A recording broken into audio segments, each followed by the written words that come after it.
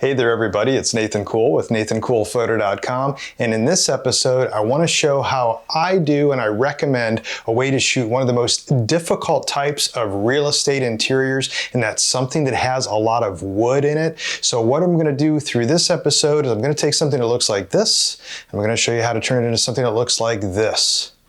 Now, this was a great shoot last week. It was in a historic district, so it's got a lot of older wood in it here in Oxnard, and it was built in about 1915, and they get incentivized to keep a lot of this stuff very original. Now, a couple challenges with this. If you've ever tried to do this yourself, you know that sometimes the traditional bouncing of flashes just won't work because you'll get color casts everywhere. There's just a lot of wood. You're going to get a lot of reflections throughout the wood and in the glass and all kinds of stuff. So it's a different type of flambient blending that we're going to do here using flash and ambient and some window pulls, but I'm going to go through it. Now, what I was able to do here, since it was empty, I had a little bit more time. It was right before the Thanksgiving holiday got underway, so I took some cell phone footage too to show some real behind the scenes of how this was done, and then I can step you through also the entire process. So a few different segments here that I'm going to be going through, which is to show you the behind the scenes, some of the thought process behind it, the reasonings behind some of the lighting itself, and then also the editing process. So first thing to do here, let's take a look at some of that behind the scenes footage.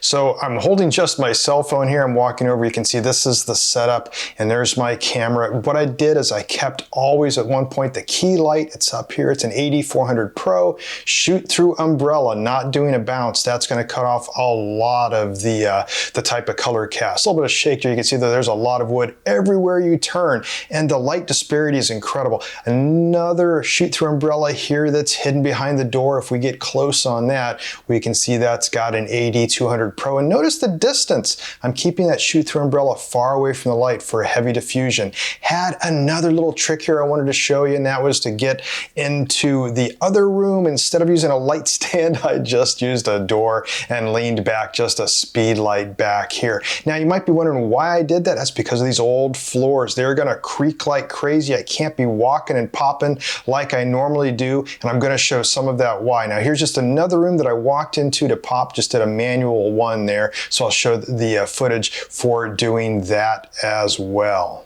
So you can see a lot of challenges to be faced there, not just with the wood itself. There's no furniture inside this, so all that wood is also on the floors, not just on the walls, not just the bookcases. Also have a lot of light streaming in. Oxnard is near the coast, so it's a lot of strong light streaming in there during the day, especially in a low horizon sun right before Thanksgiving Day here in the United States, late November 2021.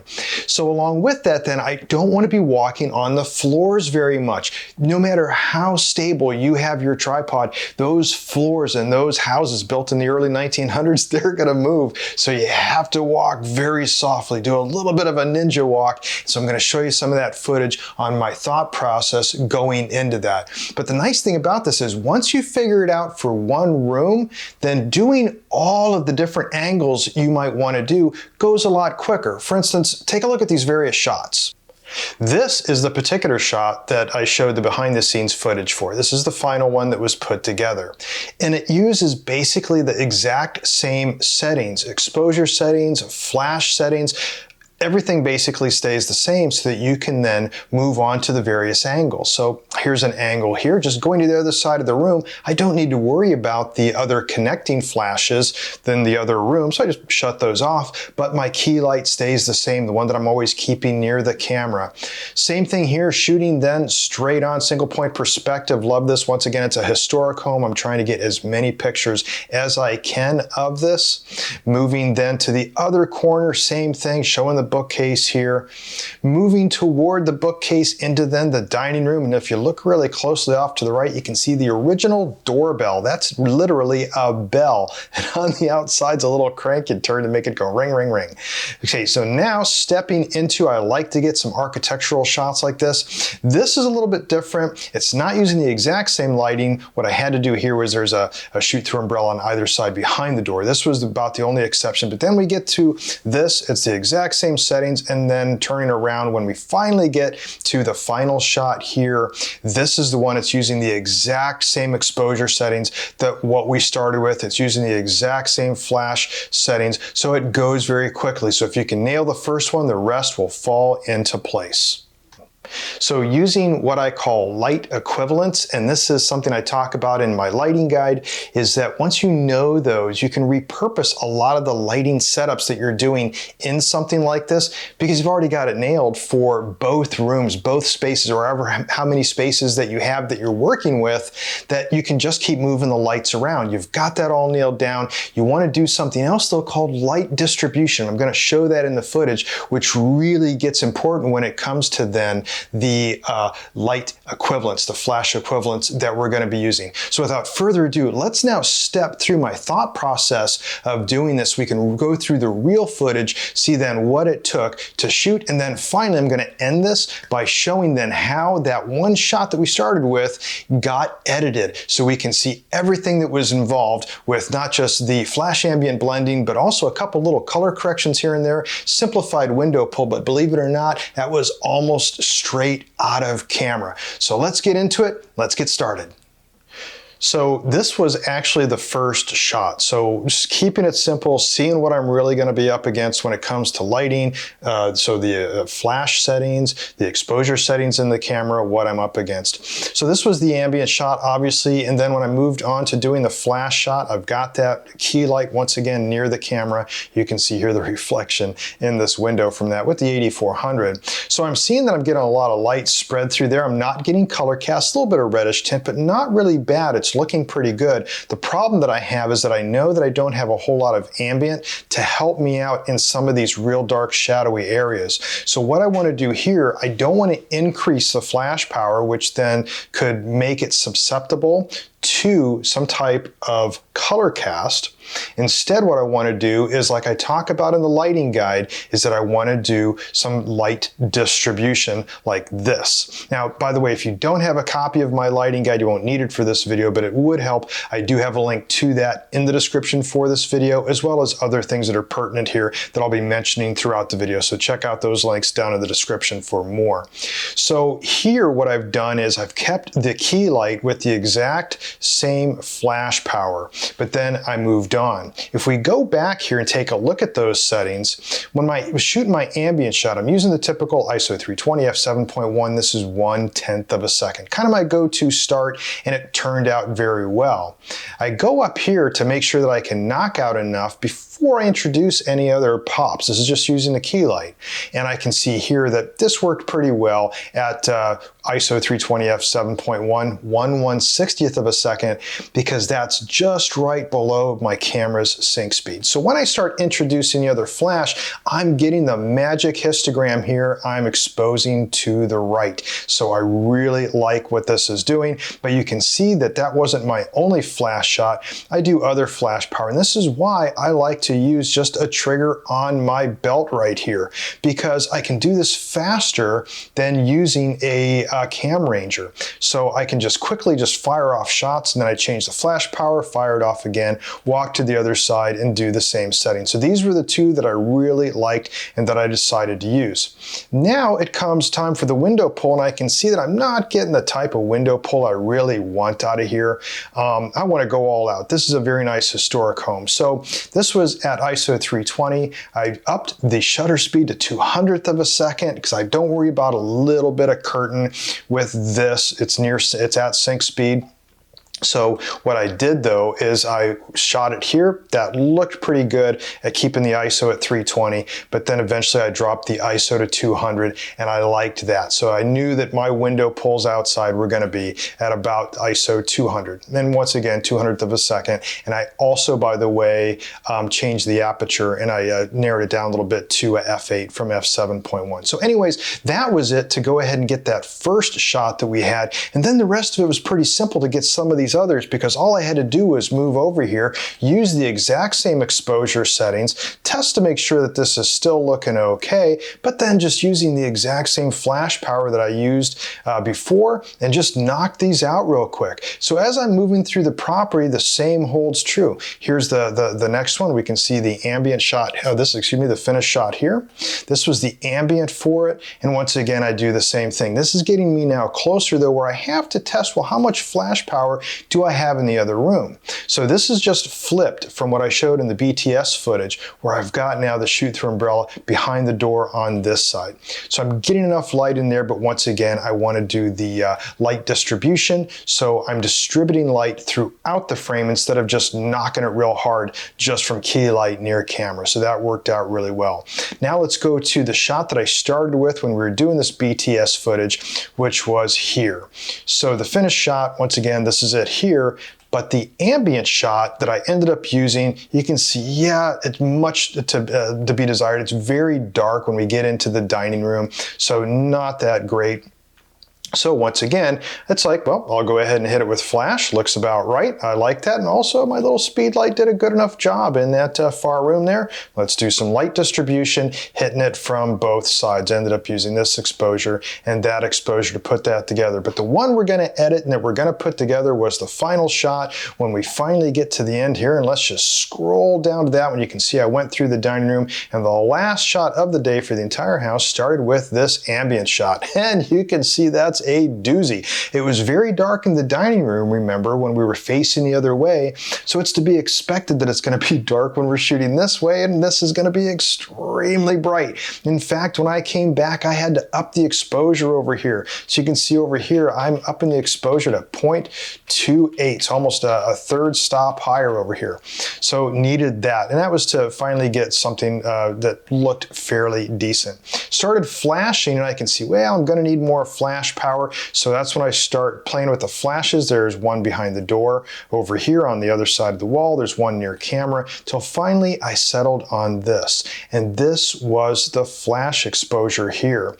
And when we get to here looking at the other flash exposures and I'm testing it, this all looks pretty good. Then all I need to do is really put in window pulls. Here, the advantage that I saw compared to the other rooms is because this was a shorter room, I had a lot more throw from the shoot-through umbrella, and I didn't have to worry about light distribution. I had plenty enough light that hit into the far end of this room, and also there was plenty of light in the far room, especially considering that we go back to the ambient shot, that there's plenty of luminosity over there in that room to worry about. Now, if you're not familiar with luminosity and how that's going to affect the color when we finish this product, that's something I cover in my new book, Mastering Color in Photography, and I've got a link to that also down in the description for this video. An important concept with that is to understand that it's not just hue and saturation that we're up against, but also luminance, brightness. That's why there's color models like HSB, which tell us then that because of brightness and how that luminance is going to affect the color,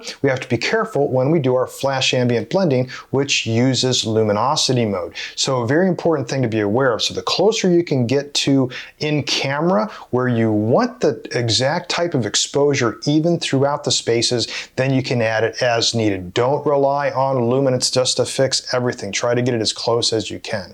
Now you can see that there's some problems here. We've got some reflection darkening some of the wood here. I eventually had to remove the realtor's sign out here also in post. But anyways, without further ado, let's move into now Photoshop and see how this all played out. Now what I did here, since this was one that did take a lot more editing than some of the others, I saved it as a Photoshop file. And this allows me now to go back into it and show you everything that I was talking about. Let's start down here at the bottom with all these layers. I ended up not using, by the way, what I would call my repair layer down here, which is a no flash window pull. So we've got here our flash exposure. If we revisit some of those exposure settings, remember they were the same as what we used before for the other shots. I was using when it came to the ambient and to the flash shot, I kept everything pretty much at ISO 320 f7.1, using about 1/10 of a second for my ambient, and then for the flash, bringing that up near sync speed at about 1/160th of a second. And that that worked really well even for when I put in finally the window pull here, because there's a different amount of light hitting. I didn't need to see so much blue sky. There's just a house across the street, so that worked just fine. When we bring in then the luminosity layer, this would be our ambient layer. You can see I painted just some of it in. All of it would have been way too overpowering. You can't do a 50-50 blend here on this, so you need to be able to paint in just the luminance where you need it. So that's what I did here, just enough to give it a more natural effect. So when we turn that on and off, we can see that I just added just a tad. It gives it a little bit more punch, takes out just a little bit of that flashiness. You can see the different parts, especially here near the door.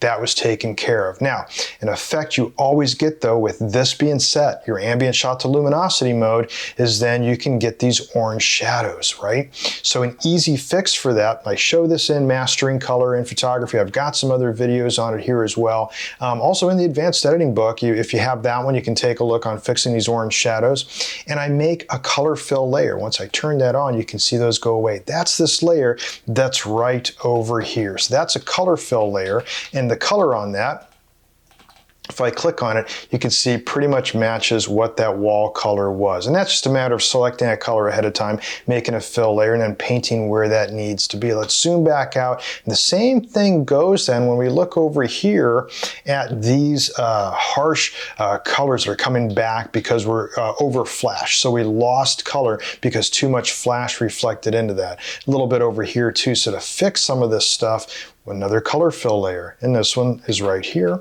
and that was just painted on. So when you go over here and take a closer look where that was painted on, we can see that that fixed it. Here's what it looked like before, and this is what it looked like after. So that was easy enough to fix. Another thing too that I wanted to do, let's first put in the window pull. Didn't need a whole lot. Yeah, I got a little bit of the cross beam casting a shadow out here. I probably should have fixed that, but I didn't. Is that after adding this window pull, it wasn't a full window pull. I could have, and I could have put it in like that. But I felt that some of it also just up here in the top left, because there was a screen in there and these are old windows, that was fine. I just needed to blend a little bit of this area in here. So just some of this where it was really heavy. That's why if you see, if I turn this on and off, you'll see that's where I just brushed in a little bit of that using a brush at just about a 30% flow. Now in here, I felt the ceiling was a little bit red, picking up a little cast. So here I just desaturated the ceiling with this layer. If I select that, you can see here that I got the marching ants around there. And if I turn that layer on and off, you can see, yeah, there's also that, and also an orange shadow that caused from my key light that was hitting the ceiling. So that was the process here. I could have probably desaturated the ceiling here in the dining room. Another thing too, notice there's a shadow up here on the other side of the medallion. I could have fixed that with the luminosity layer, and you can see what would have happened. I would have had some issues there. I could have done some cloning, some other type of repair. I really didn't feel that that was too distracting for this shot. So little shortcut here, I just left it as is. So once again, when we take a look though at the before and after, we started with something that looked like this, and we finished with something that looked like this.